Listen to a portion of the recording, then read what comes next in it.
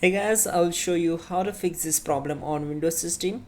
What you have to do, you need to just follow my screen and we will fix this issue together. In the first step, just right click on the start icon, go to device manager. Then on this window we need to click on view and select the devices by drivers. Once we are here, just keep scrolling down, and once we are here, we need to simply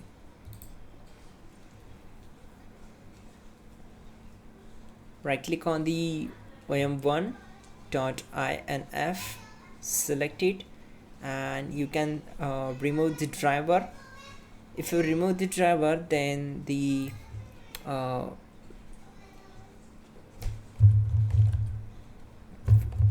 Windows security, select the device security, and from the core isolation you can enable this option.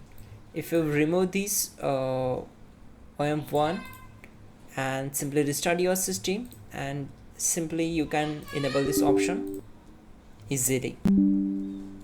Okay, so I just removed this, I just restarted my computer, and I am able to enable the memory integrity option. So you can also do this process, and that's it guys. Your problem will be solved and you're good to go.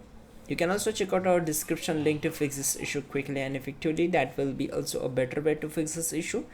And yeah, don't forget to like the video. Please do subscribe the channel.